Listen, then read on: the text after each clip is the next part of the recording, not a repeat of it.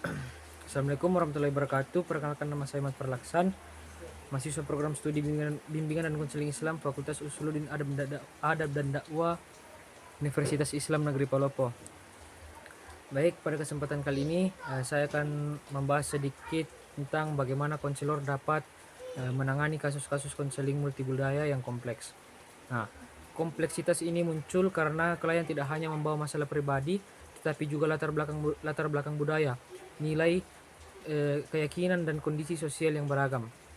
Nah, langkah pertama yang harus dilakukan konselor adalah membangun kesadaran diri budaya. Konselor perlu menyadari nilai, keyakinan, serta bias pribadi yang mungkin memengaruhi cara memahami masalah klien. Dengan kesadaran diri ini, konselor dapat menghindari sikap menghakimi dan lebih terbuka terhadap perspektif klien. Langkah kedua adalah memahami konteks budaya klien secara mendalam.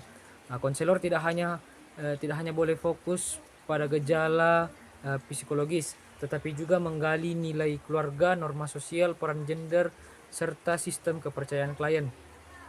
Pemahaman konteks ini membantu konselor melihat masalah klien secara utuh dan tidak semata-mata dari sudut pandang budaya konselor.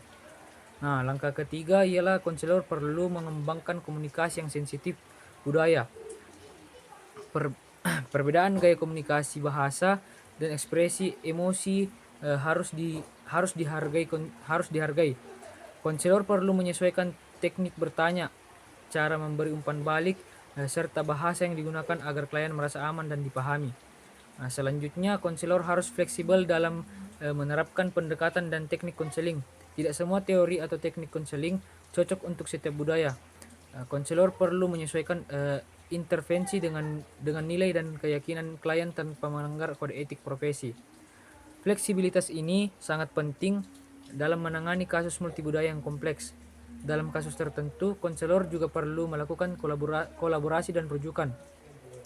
Konselor dapat bekerja sama dengan keluarga, tokoh masyarakat, atau profesional lain jika hal tersebut relevan dan disetujui oleh klien. Kolaborasi ini membantu konselor menangani aspek budaya yang sosial yang berada di luar kewenangan konseling individual. Selain itu, konselor harus menjunjung tinggi etika profesional, terutama prinsip non-diskriminasi, kerahasiaan, dan kepentingan terbaik klien.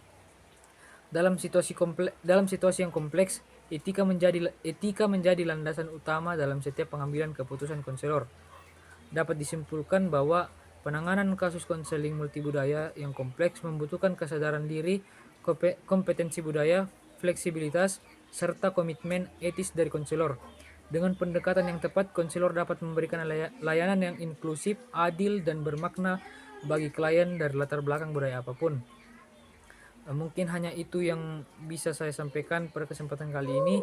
Kurang dan lebihnya mohon dimaafkan. Billahi taufiq wal hidayah. Wassalamualaikum warahmatullahi wabarakatuh.